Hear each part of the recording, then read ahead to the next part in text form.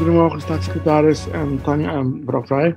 Mijn vraag is het volgende. Het gaat over de ingediende motie woensdag in de Tweede Kamer in verband met draft.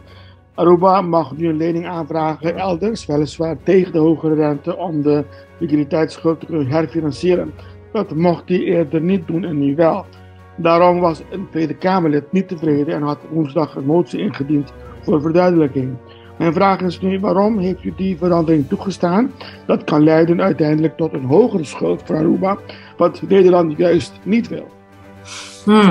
Nee, misschien even het volgende. Nummer 1, Aruba heeft altijd al de mogelijkheid, en dat heeft Aruba ook gebruik van gemaakt, om op de kapitaalmarkt geld te lenen. Maar vanwege de zogenaamde credit rating die Aruba heeft, betekent dat vaak dat je dan geld leent tegen een hoger rentepercentage dan Nederland geld kan lenen. Want wij zijn een zogenaamd AAA-land. We hebben de hoogste kredietwaardigheid, de status van de hoogste kredietwaardigheid en betalen relatief minder rente dan Aruba. Het idee van de herfinanciering van de leningen is vooral dat wij graag die herfinanciering willen doen.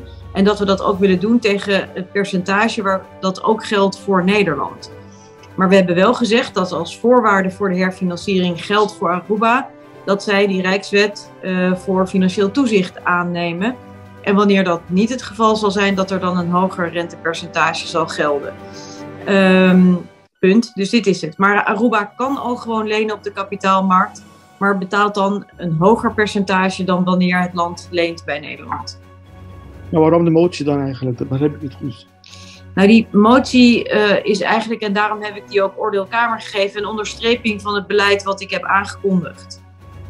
Maar heeft u inderdaad veranderd van opinie dan dat het eerst niet mocht en toen wel, want dat begreep ik. Nee, het mocht altijd al. Dus Curaçao en Sint Maarten niet. Dus Curaçao en Sint Maarten kunnen niet op de kapitaalmarkt lenen, maar Aruba wel, als gevolg van de afspraken die toen gemaakt zijn rondom de staatsapparten. En Aruba heeft dat ook gedaan, die heeft ook leningen, het land heeft geleend op de kapitaalmarkt. En ook, dus zowel binnen als in het buitenland. Binnenland in de zin van binnen Aruba en buiten Aruba. Maar dat leidt toch op een hogere schuld dat Nederland niet wil hebben, toch? Als je dat... Ja, nou kijk, het is natuurlijk aan Aruba om te bepalen wanneer ze geld willen lenen, bij wie ze dat doen. Maar het is voor Aruba aantrekkelijker om geld te lenen bij Nederland dan op de kapitaalmarkt. Maar wat wij heel erg relevant vinden, daar ging die motie eigenlijk over, is dat als we die herfinanciering tegen dat gunstige rentepercentage doen, namelijk het percentage wat ook Nederland betaalt, dan vinden we het van belang dat er ook goed financieel toezicht is. Zoals dat overigens ook geldt voor Curaçao en Sint Maarten, want die hebben allebei al zo'n Rijkswet. Alleen Aruba werkte nog met een landsverordening en wij willen graag dat er ook een Rijkswet gaat gelden. Ja?